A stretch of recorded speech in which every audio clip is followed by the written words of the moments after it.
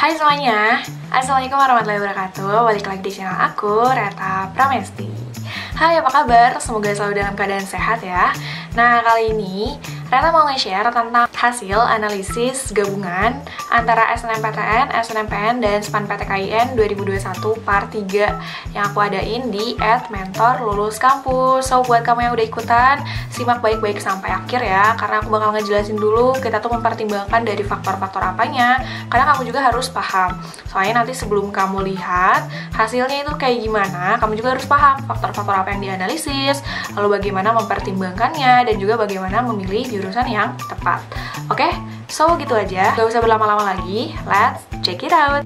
Buat kamu yang suka sama channel ini, jangan lupa untuk bantu like, comment, share, serta subscribe biar channel ini semakin berkembang. Thank you. Nah, jadi gini, kemarin tuh ada sekitar 8.000 lebihan orang yang udah ikut analisis ini. Jadi syaratnya gampang kok, kayak tinggal follow doang, terus tinggal subscribe, dan thank you banget ya yang udah ngelakuin semuanya.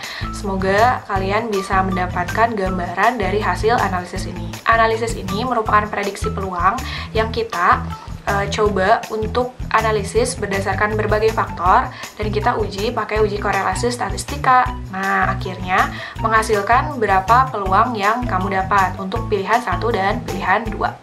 Oke, jadi untuk analisis SNMPTN ada sekitar 11 faktor yang dianalisis, seperti mulai dari nilainya, nilai kamunya, lalu KKM juga kan dipengaruhi gitu ya, mempengaruhi nilai, lalu sertifikat yang kamu miliki, alumninya, alumni jurusan dan alumni PTN, lalu keketatan, apakah PTN yang kamu pilih itu satu provinsi atau tidak, lalu asal provinsinya itu lintas apa tidak lintas, pilihan jurusannya saintek sosum atau campuran, dan juga peringkat paralel serta akreditasi. Itu untuk yang SNMPTN. Sedangkan untuk yang SNMPN dan SPAN PTKIN, kita tidak mempertimbangkan faktor pilihan jurusan dan juga satu provinsi atau tidak gitu, karena memang tidak terlalu dipertimbangkan gitu ya untuk jalur tersebut. Oke? Nah, so gitu.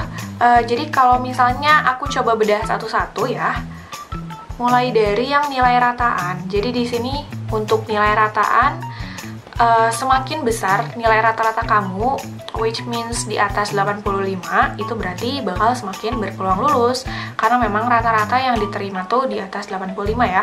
Walaupun memang ada nih yang di bawah 85, tapi secara range itu lebih kecil untuk diterima. Tapi gitu ya, jadi ada bobotnya. Dan untuk nilai ini adalah masuk ke kategori faktor yang berpengaruh besar. Selanjutnya adalah KKM. Nah, KKM di sini juga dibedakan. Ada yang di bawah 70, ada yang 71 sampai 77, dan di atas 77. Tentunya antara nilai dan KKM ini kan berhubungan.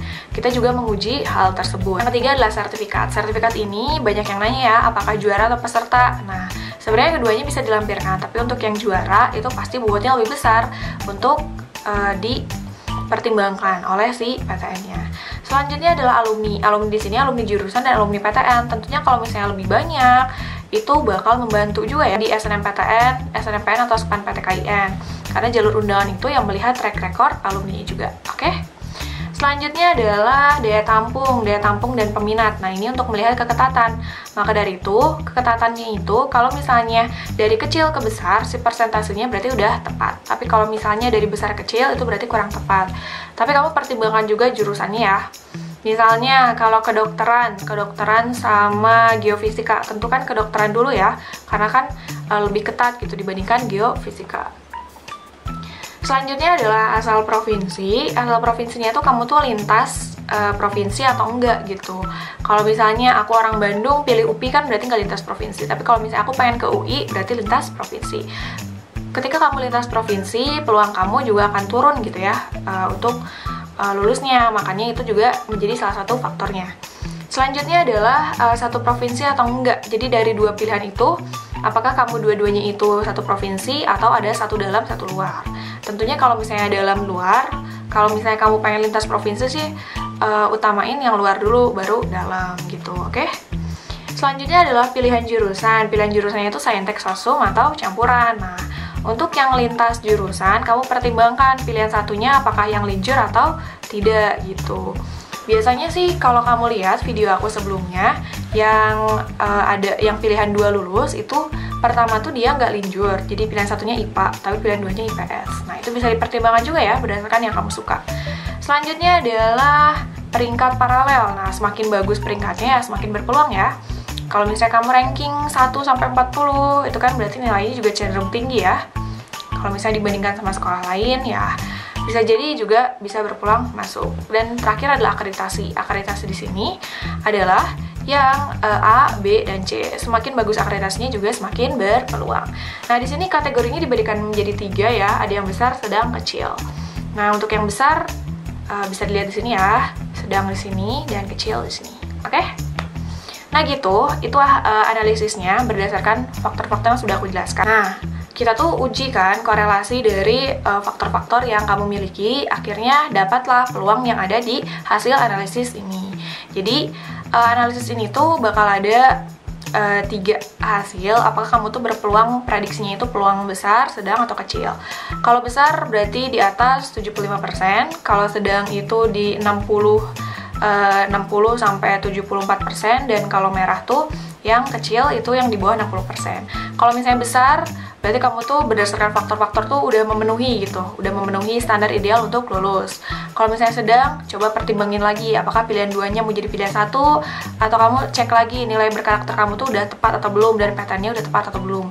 Kalau misalnya merah, nah ini kamu perlu pikir-pikir lagi secara matang gitu ya, apakah pilihannya memang terlalu jauh dari yang faktor-faktor kamu miliki. Oke? Kamu bisa cek hasilnya di sini. Nah, bakal aku simpen juga linknya di description box. So, gitu aja. Jadi, hasil analisis ini sebatas prediksi ya, disclaimer on, prediksi. Jadi, bukan berarti hasil sebenarnya, tapi aku harap sih ini bisa menjadikan gambaran kamu untuk bisa melihat peluang masuk kamu untuk ke SNMPTN. Karena ingat, SNMPTN tuh yang lulus cuma sekitar 19%, dan itu tuh sedikit sekali. Semoga kamu bisa menjadi bagian 19%-nya ya. Dan tetap semangat nih, ntar lagi menuju pendaftaran SNMPTN, jangan ditunda-tunda. Kalau misalnya kamu udah punya pilihan pasti, langsung aja ya. Klik aja, pilih jurusannya apa, PTN-nya apa, dan tinggal tunggu hasilnya. Nggak usah terlalu dipikirin, persiapkan UTBK juga, biar kamu udah ada kewaspadaan gitu ya. Seenggaknya nanti kalau misalnya kamu nggak lulus SNMPTN, kamu udah siap untuk UTBK SBMPTN. So, gitu aja dari aku. Kalau misalnya ada saran konten lain, kamu bisa untuk komen di bawah, nanti aku bakal baca. So, thank you for watching and bye-bye!